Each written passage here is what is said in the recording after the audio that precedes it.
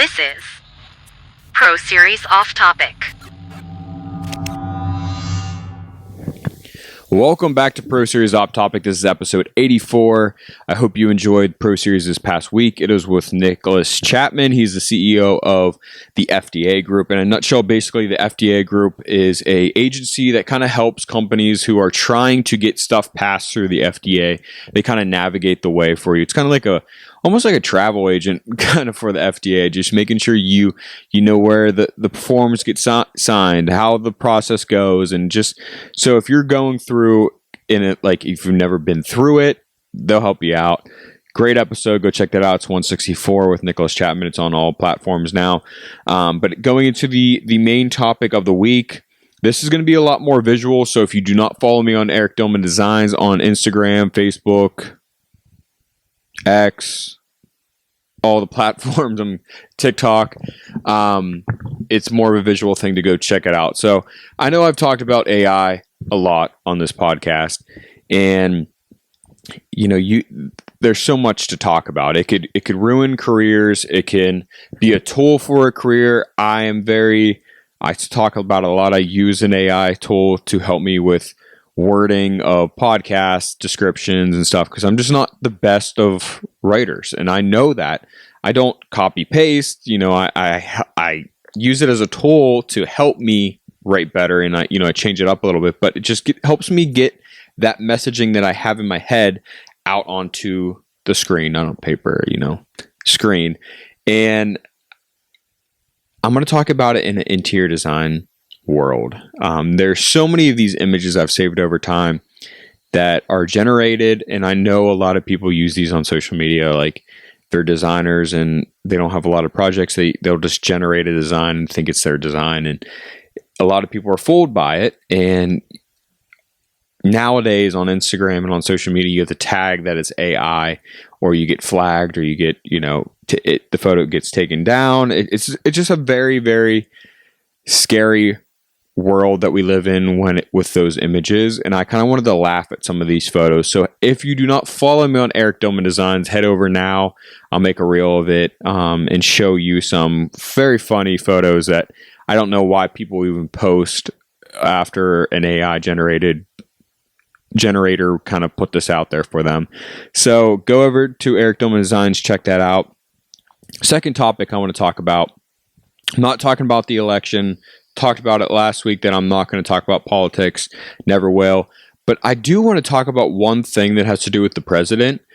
And it got me going down a rabbit hole this week on the internet. And it was the fact that you've seen so many pictures of the Oval Office, and you've seen so many pictures of the desk in the Oval Office. And you've never actually seen a photo with a laptop or a computer on the desk. And it's just mind-blowing that we're in 2024. Computers have been out for decades, and the president doesn't have a computer on the desk. It's basically usually just a bunch of folders and paperwork and a couple landline phones. Like, we're in 2024. And then I got down in this rabbit hole, and it says that the computer is on the outside of the office. Usually, workers are usually using it for the president. But still, to me, it doesn't make sense. Do you think the president has an email? Like, how does he do? Like, does he have an email? Does he have someone else use the email? Like, how does he communicate other than the landline phone that's sitting on his desk? It really baffled me, and it really got me on this big old rabbit hole that I didn't get really any answers on. So if you work in the White House and tell me, because I'm actually really curious, because I feel like no one could get away nowadays with a job that you don't use a computer in some way. There's very few jobs that you could do nowadays that you don't have to use a computer. And a computer even is your smartphone. That it is a mobile computer, basically. It's just a small computer. That's why they're so expensive nowadays. You're buying a small computer. I just thought that was funny. And maybe that's what the president uses. And then that gets me down the rabbit hole. Does he have an iPhone or an Android? I don't know. Who knows? But let's get into the music this week. It was not the biggest week in music, for country music at least. I want to talk about the song of the week, and it's not a country song. I'm telling you right now, it is not a country song. Probably the first time I'm ever saying this. It's actually kind of like a rap song. It's a diss track to Zach Bryan from Josh Richards and Dave Portnoy from BFF Podcast and Barstool, and it's called The Smallest Man. It has been taken down off of all streaming platforms, YouTube. It's been a crazy week with it, but the 48 hours it was on Apple Music, I listened to it probably 100 times. It was surprisingly very, very good. Josh Richards' part is very, very good. Dave's is a bit iffy. I think he could have used a little bit of help, but it's crazy of how fast they did this, first off, because the Brianna chicken fry and the Zach Bryan thing, the breakup happened, was it last week or the week before? They wrote this and they recorded this super, super fast. The quality of the video wasn't like huge, but it was good for Barstool, and I think it made a big impact. But it's amazing what they did for her, and I hope everybody has friends like that. Like, that's insane that they did this so fast.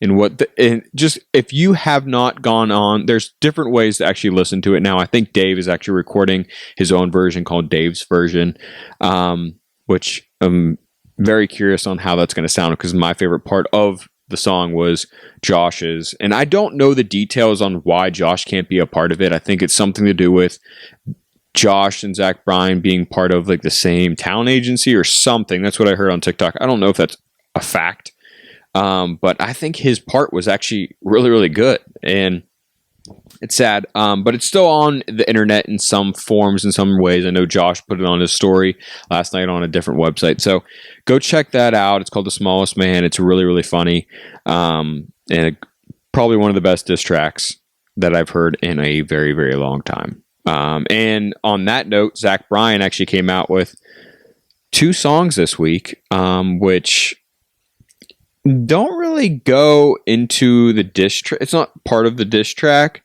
or a response to the diss track. It was just kind of 2 new songs. I think the one song, High Road, was kind of hinting towards the breakup, and then the other one's called This World's a Giant.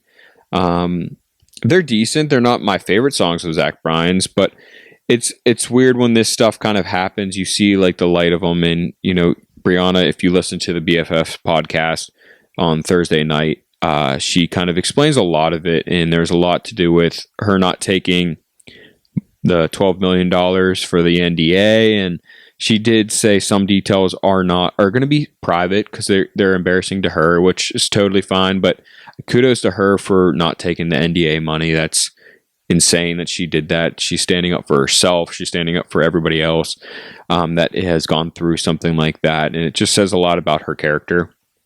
I think there's a lot of people still kind of like bashing her on TikTok, saying that she in some way is doing this just for clout or get more streams, or she's in the social media world, she just wants to get more views. And I think that's total BS. I think she's doing that to be, she's taking the high road. Not compared to the song, but I think it was great of her to what she did and what she talked about. And it's one of those things. I am a fan of Zach Bryan's music. Does it change my outlook on him? 100% it does. Do I still like his music? Yes. It's one of those things, like, just to be a fan of somebody doesn't mean you have to agree with them in their personal life or want to be friends with them or any of that. I think that's something that we all in this world need to listen to. You don't have to be like in love with them. Like you don't have to love everything about them to be a fan of them. I'm a fan of his music. I'm a fan of his songwriting, and that's it. Like it doesn't have to go further than that, but go check that out if you have not checked that out. Next up, Noah Thompson came out with a song called American Dream.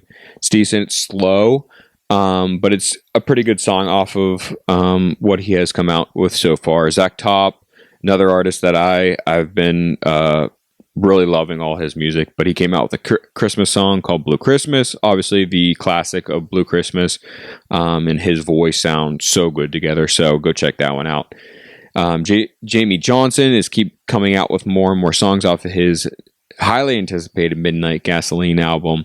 And I mean, all of them are really good. I think Midnight Gasoline is the one that just came out, the title track. They're decent. That one is decent. I don't think it's the best one off the album, but his voice, you just can't go wrong. He has like the coolest voice, and he's such an underrated artist. Go check that out.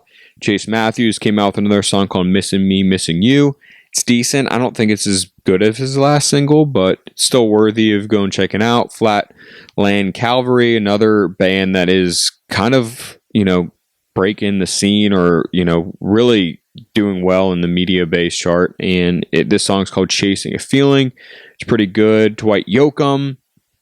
I'm a really big fan of Dwight Yoakam's music back in the 90s and, his early stuff. But this stuff is not, I don't know if he's adding more twang to his voice. I know we talked about it about a month ago with his duet with Post Malone. I don't know how to say goodbye, the Bang Bang Boom song.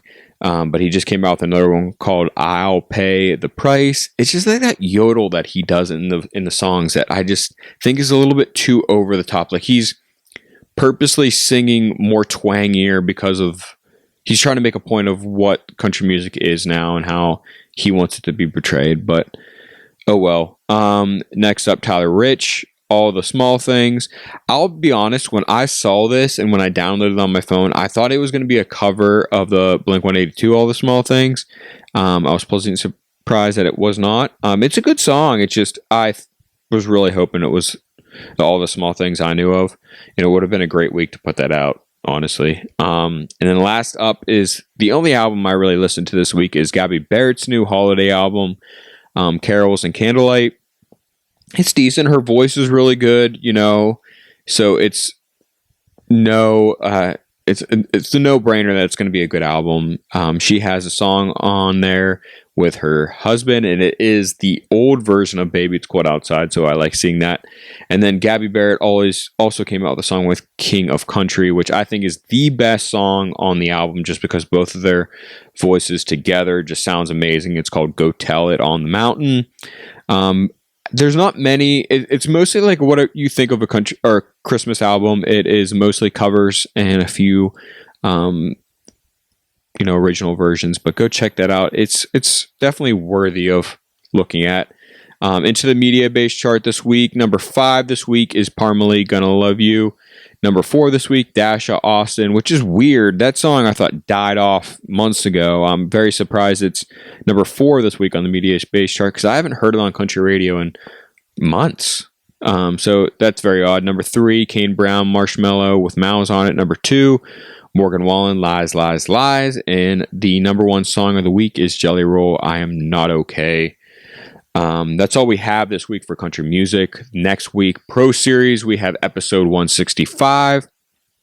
It is actually an in-person podcast that I shot in Columbus like a month and a half ago.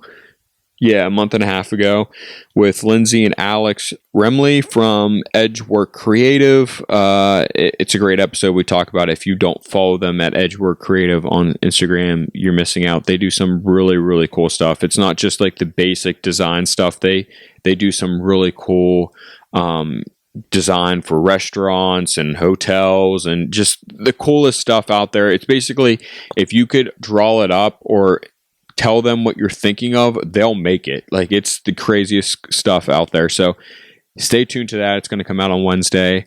But other than that, I hope you have a great week. Definitely head over to my Instagram to see that video that I was talking about early in the page. So it's Eric Dillman Designs on all platforms. But other than that, I hope you have a great rest of the weekend and we'll talk next week.